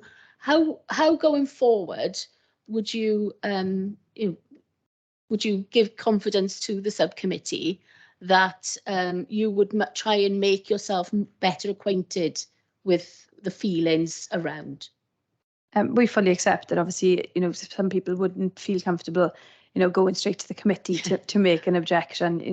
I completely understand that. In relation to the Titarian complaints, obviously, as I've mentioned previously, we haven't been made aware of any of those complaints. And, as we've both mentioned, we have family members in the locality. We all live in the village. If it meant that we offered up telephone numbers of individual members of the committee to local residents that they felt they could ring and speak to us, we're willing to provide those informations. Obviously, the club has a telephone number that you can ring up and speak to. So you're not, obviously sitting in front of the committee or taking it directly to the committee. Yeah. You could ring the club, but yeah, we're more than happy to meet with the residents, in the club if that's what they wanted to do and they wanted to discuss the issues. But as we've previously mentioned, we have no residents in attendance here today that have made representations to this application, hence the fact that we were writing the submission saying we have no issues with our residents, we are a good neighbour, yet evidence has been produced to us in this hearing different that we are not aware of. And had we been aware of that information, we would have obviously dealt with that prior to, even prior to submitting the application. If we had any sort of inkling that there was an issue with residents, we would have acted upon that. Can I just elaborate on a little bit? I think historically there was a warden on site, so we used to deal directly with the warden. If we had an event or where we might have lots of children or have you, we'd speak to the warden. So maybe we probably need to think about how we go forward. Maybe approach Titarian if they have got somebody responsible for that complex, to see if we can deal with it that way. I say we are a little bit taken aback by what's been said earlier, because we weren't aware of the issues. And I know a number of people sitting behind me here who are residents of Riverside, and as I said, I got family member living there, so we weren't aware of it. Okay. We'd like to deal with it. Yeah. Okay. With respect, or I wouldn't expect family members to disagree with you. It's members of the public who are not family members of the committee members that would probably want to say something. Yeah. And I don't want to comment. I can assure my family member will let me know. I can assure you. Can you see from a subcommittee member's point of view that saying I've got a family member living there and they don't complain is sort of we're wondering about the other residents. We are here to see to the people who live in the area who. So, but as I said, we have taken the time to go into when we've got an event, go into their properties to try and to see if there's an issue. Right. From a noise perspective. I've got a comment to make on the overrunning by 5 minutes. 5 minutes shouldn't happen. And going forward, if you're asking for a premises license, you must abide by those times, absolutely. There is no leeway, you know, in saying, oh, well, it's only 5 minutes, it's only 10 minutes. These are, you know, quite legislative things, licenses. And if you are granted a license, you would be expected to adhere to those conditions of that license always. And, you know, think in advance of what you're going to do, how you're going to close, how you're going to lead people out. And it shouldn't be down to chance that you run over for 5 minutes. That's just a comment. We understand completely, and the band were briefed that they were finishing at 11 o'clock, and unfortunately they did. And when I say 5 minutes, it was under 5 minutes, but I just wanted to clarify that, you know, it was the reason why we asked for that buffer was, you know, and occasionally, you know, events happen like power cuts and so on that do make you run over slightly, but, you know, we understand, I do understand the licensing, so I do know how legislation Whatever time works. it is, It's, that's the yes, time. yeah, we get that. Okay. Just to be clear on that, I think that was an event which was last year, and as far as we're aware, we've been bang on since. And at one event we pulled the plug out, Okay. and that was a charity event quite recently. So we are alert to it. Okay. You know, we understand the issues. Yeah. In terms, you know, for the festival, we are concerned about dispersal after the event and just winding down a bit more in a more relaxed way, because there'll be lots of people there, which is why we were looking for that little bit of flexibility. As a license holder, you would be responsible for how people leave your premises, but not then after. You know, it's just the getting in and getting out of your premises. What we as a committee would be interested in is the impact on local area, local people trying to sleep, whatever. You know, there's a difference between what you will be focusing on and what we will be focusing on. We've got the licensing objectives to stick to. Did you consider, rather than applying for a premises license, just to have a you know, an expanse of your members? You want to reach out into the community. Did you not think about going that way? Because you could continue as you are then, but you would still be expanding broadly into the community. I mean, I can assure you, everybody walks through that door where, as visitors, are encouraged to become members of the rugby club. But you know, people are. It's surprising. I think people are often reluctant to become members of clubs. So you sort of tried it then. We promote, obviously it's you know, the membership is integral to the club, and obviously the revenue of the club, in terms of, and the contribution to the club. So we've got members, they're more likely to visit, they're more likely to, you know, call in for a couple of pints, more likely to see what we've got on offer and feel more comfortable with being in a rugby club. It's a rugby club at the end of the day. So we do promote membership at every opportunity. But as I say, there's, you know, casual use is an important element of lots of businesses, and I think you know, that's you know, that's where we look forward to getting. I just wondered whether you'd thought of it. That's okay. There's one. What benefits do you see by the extension of the hours? Is it financial? There is not a real benefit other than being able to offer something for a little bit longer. You know, we're not going to look at, you know, putting music on till 1 AM or anything along those lines. Excuse me. It is just for just having it available to us as a club, so we can offer something a little bit more. I'm just going to refer back to your point of, obviously, customers leaving the premises, and with obviously the license being an area clause in line with all the other licensed premises in the village, that then just does leave a mass exodus of all the licensed premises in the village, and they're all going to congregate then in taxi ranks and the late night refreshment houses that are in the village. So yeah, so if, you know, if we can hold 50% of, you know, of our trade for that little bit longer, it means that dispersal policy inside the village, so, you know, in the wider community, can disperse a lot easier than having everybody in a village empty out of premises at the same time. So yeah, you know, I was going to jump in on that point earlier, sorry. So yeah, just in relation to having the little bit longer hours, it means that we can hold people, curtail people in a licensed premises with controls prior to them leaving then. And then, as you said, once they're out of the vicinity of our premises, you know, we as a club have no control over them. And then they do go into the village, and you know, and that's where they all wait in the taxi ranks and the late night refreshment houses. But as you can understand, if one premises wants that extra hours, then it's not long before. And I have been personally on this committee for 5 years, so I know the great lengths to which the licensing authorities, the police, and everybody have tried to get some sort of equilibrium between everybody. So I take a point, but there we are. Thank you, Chair. Questions? Do you have any questions with the legal services? Yes, sir, if I may. Thank you very much. Sorry, on a procedural matter, I know the committee has, or the subcommittee has heard from you at some length, and of course from colleagues as well. Mr. Thomas, you introduced yourself. Madam, you are Bethan Walker?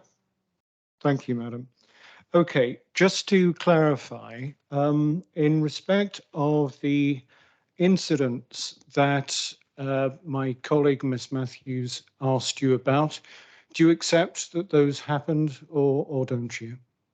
I accept that there were events in the premises on the days in question. As I mentioned previously, the letters that I have seen have no dates and times on them, and obviously via the dates that have been provided today in that committee, I accept that there were events in the rugby club on those times and dates. And giving rise to the issues that Miss Matthews has referred to, you do accept that? As I said previously, I've seen letters from Miss Matthews. I haven't seen any of the email correspondence between herself and Ryan, so I cannot make comment on that, sorry. Thank you, madam. And in terms of the agreement that the police officer, Mr. Nick Bailey, has referred to, the generic agreement, sorry, forgive me, I know you have answered this question, but in respect of this, did the club sign into this, or didn't it? Do we know? Not to my, I'm not aware of it. I mean, I don't know when it was signed. If it was a formal document, I'm not sure. But so I've been on the committee for 25 years, and I wasn't aware the club had signed into any sort of agreement in that respect. Well, obviously, if we had, we would have been aware of it as part of our application. Okay, sir. Thank you. Thank you, Mr. Chair. Thank you. Do we have any applicant witness submissions?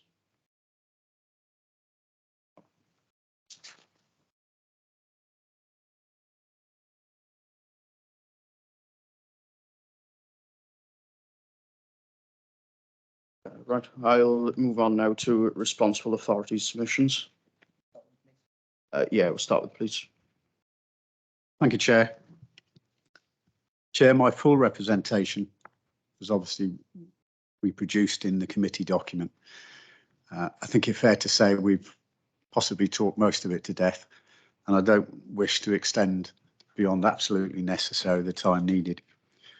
What I would say is I'd like to draw us back out of the rabbit hole of when complaints were notified or not, and get us back to basics. Committee are here today to decide on an application for a licensed premises with terminal hours for the supply of alcohol on Sunday to Thursday until midnight, from Friday and Saturday till 1 o'clock, and on the accepted weekends such as Friday, Saturday, Sunday, bank holidays and the festival, for further extensions as outlined in the application. I take on board, as I know Mr. Davis and Miss Walker, both professionally and personally, and have dealt with them in the past, totally their assertion that the extra hours they're asking for from their club premises certificate are for the what ifs and won't be used as a matter of course. The role of the committee today and the responsible authorities that have put representations into you is to deal with, to use their phrase, the what ifs, when it isn't them that is running this committee. The committee today, should they be accept the application as it stands, must be aware that this licence will be in force for as long as the holding company are in being, or if it's transferred to an individual, for as long as that individual is alive or is solvent. Which means, in reality, this licence will outlast me and possibly every member who is in this room today. As such, the committee need to determine, are the hours applied for appropriate? And if they are appropriate, are there appropriate measures in place to make sure that they're adhered to? Whilst the increase in the licensable hours applied for within this application are not particularly significant, with the exception of the additional hours for bank holiday weekends, what was of pertinent and relevant detail was the extension of the licensable area. I am happy and I'm pleased that the applicant has offered that no amplified music will be played in the front car park, as that was an area of particular concern. As I've expressed when I questioned them, I would request on the festival that their hours remain at 11 o'clock for licensable activities outside, in line with the rest of the town. But what I would suggest is, given that there are further agreements in relation to the antisocial behaviour, much of what was discussed then in my application has been negated. I would, however, ask, as I feel it is not onerous and is not placing an unfair financial burden on them, that for an application to state that for all outside activities, their control measures are 4 signs asking patrons to respect the needs of their neighbours is wholly inappropriate.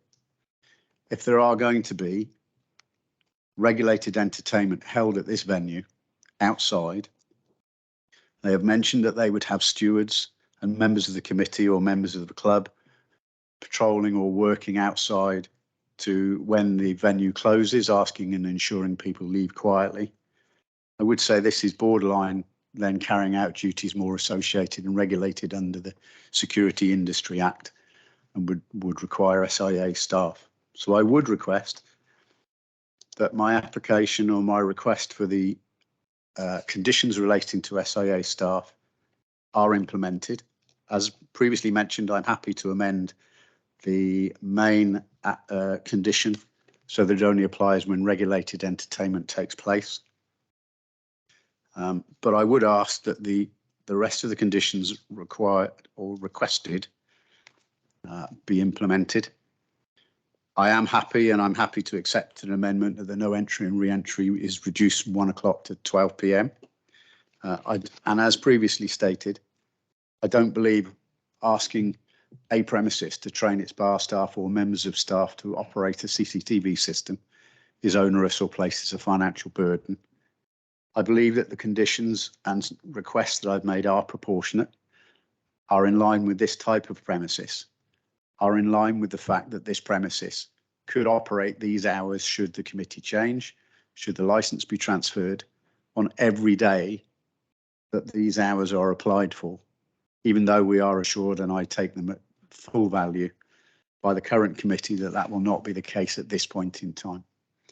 As such, I would ask that these conditions are applied and attached to the application. Thank you, Chair. Thank you. Now can we hear from Environmental Health, please? I'll try keeping it brief, unlike earlier. Yeah, I don't want to go over old ground or anything like that, so I'll try keeping it short. Quite on, so there still remains concerns about having this ability of having a licence for all that area without any prior notification to the local authority or whatsoever to have these events. I know it said that it's only going to be done a handful of times, but if you can think of taking advantage of that over the, say, 6 events a year, they're not going to be held over the Christmas to winter. It's going to be held over the summer period, which effectively could be taking away almost 2 months of people's possible enjoyment of their garden when they're expecting more to use the garden. The operating schedule's there to satisfy you as the members that there's steps in place that the activities they're applying for do not undermine the licensing objective. My approach on this, by looking at the operating schedule, very little there to give you confidence in that. And I think that's the question that's got to be taken away, is whether the operating schedule satisfies you that these events, no matter how sporadic they are or regular they are, does it satisfy you that it's been thought through and can be delivered in a way not to cause a problem? On a different note, rather than, because I do have a witness here that we will ask a question to, but I've heard quite a bit of, have you got a complainant? Is it the officer? Under different legislation, the local authority has a duty to inspect its area from time to time. So whether it's been generated by a complainant or not, I don't think that is too much weight to be put on that. Because at the end of the day, you've got an independent officer reporting back rather than somebody who may be ingrained or may have an axe to grind. It's coming from an. Also, we've heard the term, there's no evidence.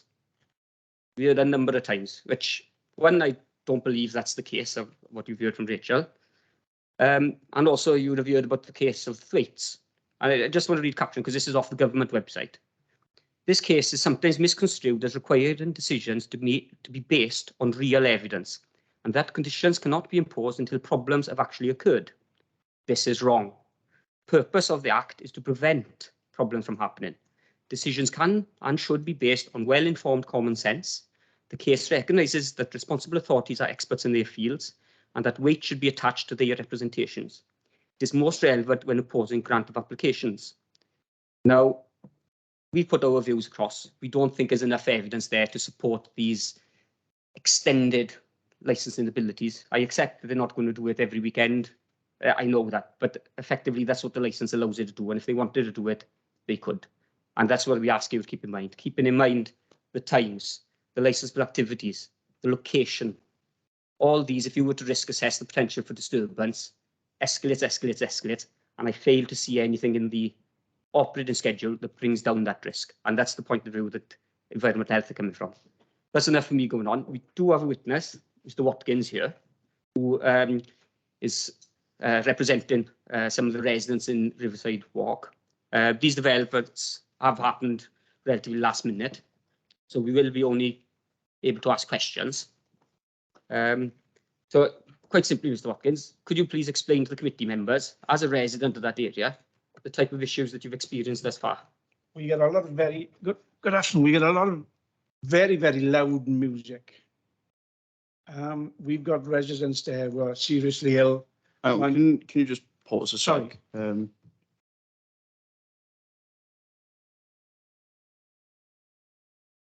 Sorry, perhaps if I say this out loud so parties can hear. Environmental health have called this witness, but simply to amplify on the grounds that they have already provided to the committee. Provided they stick with that, that will be okay. If they start, or if Mr. Watkins, if you start to stray, I think you will find, sir, that people will try to pull you back onto the line. But any questions that Mr. Liley puts to you have to be related to public nuisance, please. Okay, we get a lot of, as I say, very loud music, which we cannot have our windows open. There's a residents who live at the back. They get a lot of kids running around in the car park, running around the cars, shouting, screaming, swearing, urinating on the fence, throwing cans and bottles over the fence. And basically, if I want to go any further, I got to elaborate on it. But it's the noise that we are concerned about. Not the time, the noise, the volume of the music. And could I ask you, sir, please, how many residents in Riverside Court are you representing today? At least 20 plus. Could I ask one more question? And when we talk about the music volume, is it an issue when it's outdoors? Outdoors. Is it an issue when it's indoors? No. Councillor Patterson would like to ask you a question. It's just the one thing you just said. That you said youths. Do you mean people under, in your opinion, under the age of 18? Yes. Thank you. Quite honest, I'm not going to drag it out. I think the points were raised more during questions earlier, so that's it from myself. Unless Rachel wants to make a comment. That's great, thank you. Now we'll move on to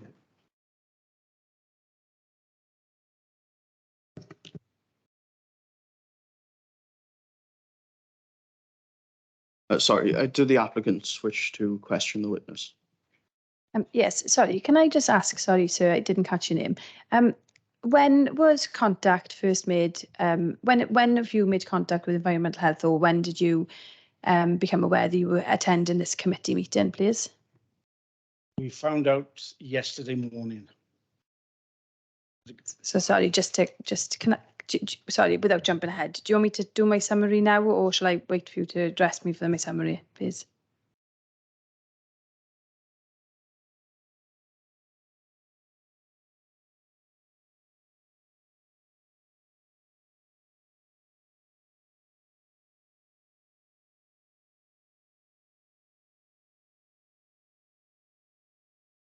Questions from the responsible, to the responsible authorities, sorry. Thank you, Chair. Thank you. I haven't got many questions. I think this has gone on quite a long time. I've heard from a lot of you. I can see that we're close to coming to an agreement on hours. There are certain things with the police first, the CCTV and the door staff conditions, which you've requested. I understand from the applicants that you are not in agreement with those at this time. No, sorry, just to address Nick's point in relation to the CCTV, we're not saying there's onerous to train up staff. We're saying from a club point of view, we don't want our staff, although we trust them, wholeheartedly, the staff that are there. We have a turnover of staff, we have some young staff. We don't want to have to put the responsibility on them of providing the CCTV image. What we're saying is that we will provide contact details for senior members of the committee and the club, and obviously there is a senior member of bar staff that will be able to use the CCTV system and will be able to provide images of quality to the police at a request. In relation to, obviously, currently there is no CCTV in the club, so in relation to having it immediately, the club has been there for 40 years with no CCTV, no issues of crime and disorder, and no reason for the police to demand CCTV at with immediate response. So we're saying we will provide the CCTV. However, we are not providing somebody in the club at all times that can reproduce the CCTV. Okay. And how long do you think that would take if there was a request for the CCTV? How long would it take to get it? So within the contact details would be available, and it could be as early as the next day. It just depends at what time the request is made, obviously. Yeah. But we would provide it the next day. I know I'm jumping off procedure a little bit, Chair, but if you forgive me, I'm trying to move things along a little bit. Is there any compromise between you on this this condition between the police and the applicants? I believe that proposals I've suggested are proportionate and appropriate. Thanks very much. And then secondly, in relation to the door staff, again, is it your position that what you've requested you'd like imposed on the licence, and there's no room for manoeuvre there either? I think, as I've said, the amendment to limit it to when regulated entertainment is provided, and at all other times to be risk assessed, I would be comfortable with. And how would you feel about that, guys? Can I just ask, we've obviously, do you mean regulated entertainment outside? Because obviously that's now 11 o'clock. There'd be no need for the condition if we're talking about regulated. The regulated entertainment outside is until 11 o'clock. Which is at 11. Anyway, so then the application is requesting that live and recorded music goes on well beyond 11 o'clock. It's those instances for indoors I would request. Yeah. That when regulated, when you have a band, however you describe it, that regulated entertainment is provided But you would also have a requirement for door staff. So can I just say, I mean, you've been in the rugby club. I mean, indoors, the capacity, it's a small club. It's got a very small capacity. We're not talking about hundreds of people here. We're talking, the lounge could probably accommodate 60 people maximum. So we're not talking scores of people pouring out, after 11. That's why we use the outdoors, because, it gives us a bit more capacity. It's a small, very small pub, a club referred to as the bungalow most of the time. So, it's, again, to require, a number of door staff for might be a handful of people every time is, again, for us would be financially onerous. And I think we do have doormen, we do those risk assessments. We've never had any issues. So I fully appreciate what Nick is saying there, but in that context, that's where we've indicated we think it's probably too onerous to cover off indoor and entertainment, because we're just not a big club. Okay, thank you. Then that'll obviously be for the committee to determine following your sums up. And then just to environmental health, you've heard from the applicants that they're willing to pull back the outside entertainment to 11 o'clock, 15 minutes later on the festival. Is there a compromise from you on what would you like to see the hours reduced back to, so you would be satisfied? So 11 o'clock for outside music. Yeah, that's right.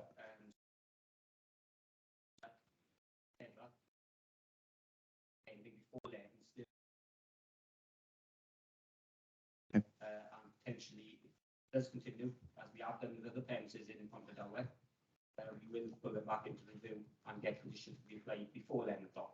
But for us, 11 o'clock is the sensitive hours, and I think it makes sense for this application for us to be concentrating on that 11 hour cut off. And then going forward, they'll have an opportunity to demonstrate what they can do under the Live Music Act. However, if it isn't done effectively, then obviously we may be back here again at some occasion. But fingers crossed it can be done in such a way not to cause problems. But for us, we can't allow anything beyond 11 because there's nothing in the operating schedule to suggest to us they can meet inaudibility, which is what one of the Institute of Acoustics kind of guide does, is anything beyond 11 should be at least aimed to be inaudible. Okay. And because due to the, not necessarily the way it's managed, just the location alone doesn't allow one to achieve that. Okay. And in relation to inside, with the hours are obviously later, do you have an issue with the times that are in the operating schedule for that?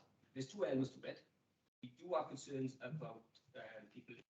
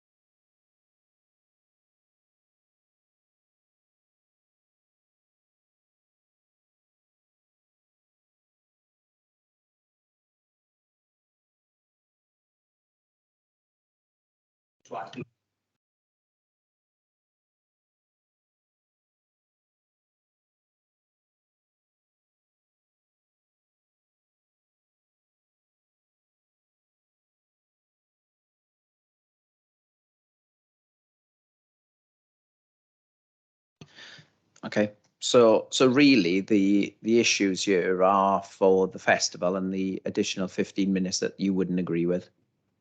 Okay, thank you. Thank you, Chair. Thank you very much.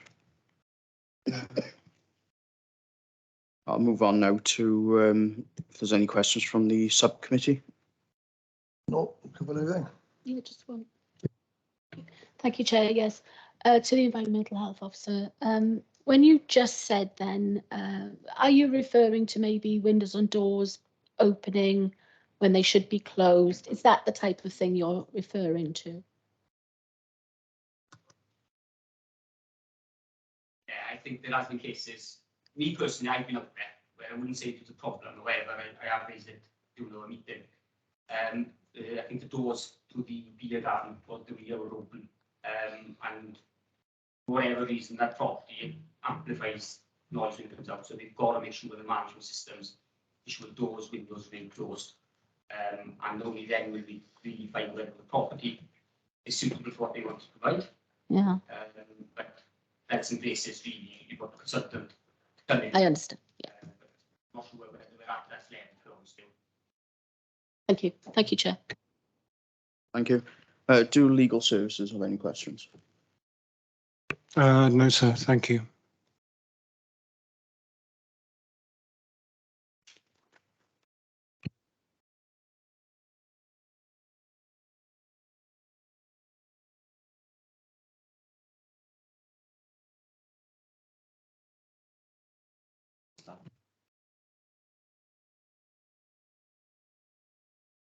Right, we'll move on to closing statements.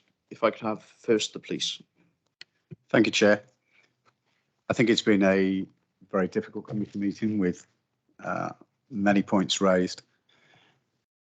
I think in fairness, I would go back to the basic tenet of why we're here. We're deciding on a premises. And I think at this point, we need to take out the individuals so that we can look at, is this premises, its location and its activity suitable for the times that are being applied for? I believe I've outlined in my representations and the applicants have agreed in almost all parts to my representations, so that outside activities cease at 11. The only sticking point now would be during the festival for music and sale of alcohol. But I would ask the committee to bear in mind, please take the individuals out of this, both in my position, environmental health and the club, and to say if another was running this club, are the hours applied for suitable, appropriate, and will they cause any disruption? Thank you. Thank you. And closing statements from environmental health, please. Well, it's definitely be short and sweet. To quite honest, I think I've gone over everything we need to be gone for. I think we've made clear where we're coming from. So nothing really much more to add to that. Yeah, there's no problem at all. And now the applicants, please. Thank you. I'm going to keep it short as well. Obviously, as I've mentioned previously, in the bundle that you have in front of you, in the agenda item, when I refer to no evidence, South Wales Police have no crime and disorder evidence attached to their representations, and noise pollution in their representation have provided no evidence. They have amplified and provided new information that obviously has come as a result, as a shock to us in this committee hearing. Had we been aware of it, we would have addressed it at a previously. So in relation to, I'd just like to point out that obviously the question asked of the resident sitting with the environmental health officers, he stated that he had no issues with the hours or the music inside the club. It was merely the outside music. And we have addressed that obviously that would be at finishing at 11 o'clock. I know that the resident did mention that it was the level of noise, but as I've previously mentioned, we do monitor the noise, and and going forward, if we are granted the license and we can come to some agreement with the residents whilst events are taking place, then that would be something that we'd be happy to do.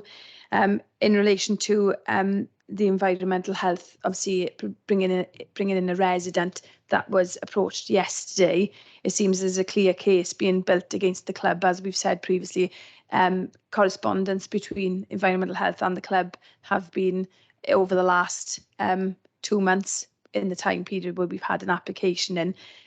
The consultation period for the application finished the 14th of June. We had no comments prior to that. So if we look at the case in front of us, we have no evidence of crime and disorder. We have no evidence of public nuisance in the agenda pack. We had no residence objections other than the one residence that we have addressed. There were no residents of Riverside Court come into this committee hearing, prior to yesterday, when they were addressed by a local councillor obviously, as we've discussed earlier, the email trail that I have is giving them the information without the conditions and anything that we've offered forward.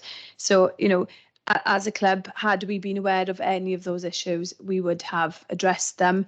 In relation to Nick's comments in relation to CCTV, obviously we do stand by the fact that we don't want to give permission to all the staff in the premises to have access to the CCTV system.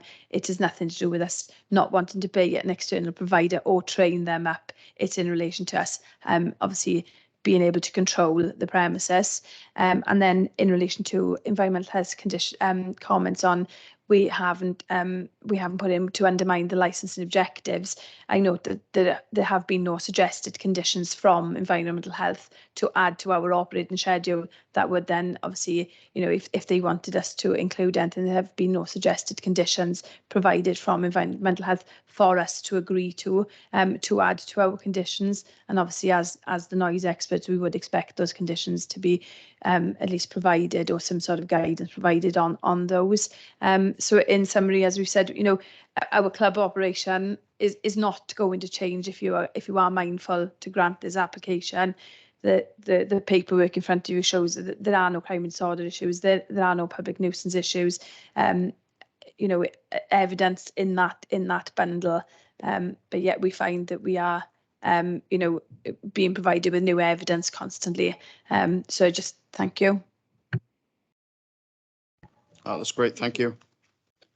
And now we actually will retire for deliberations. Mr. Chair, Neil, I give way to you. I was wondering, Mr. Chair, in fact, this was a question which was asked of me earlier. Ordinarily, you would retire at this stage to consider your decision. Matters have run on considerably. It's now 4:20 or thereabouts. There is another substantial application yet to be dealt with. I think you've got two options here. You can either retire to make your decision now, and the next matter begins after that, or you proceed with the next application and you decide the matters later. I can see some frowns, but it is a decision that lies with you. Yeah, in terms of time, I think, yeah, it might actually be, better to decide both together. So yeah, we'll move on to the next one. Okay, sir, thank you. Of course, the decisions wouldn't be decided together, but they would be decided after the business is concluded. Yes, sir, thank you.